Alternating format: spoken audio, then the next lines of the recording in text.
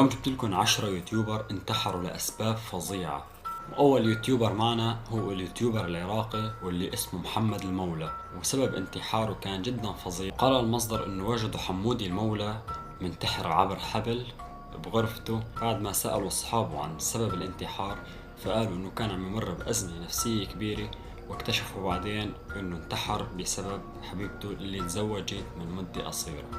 تاني يوتيوبر معنا هي كريستينا اللي بتبلغ من العمر 21 سنة، فتاة أمريكية وجدوا جثتها بغرفتها، وكان سبب انتحارها هو بأنه واجهت سنين عديدة من التنمر والانتقادات على ما أعزمت عليه هو الانتحار.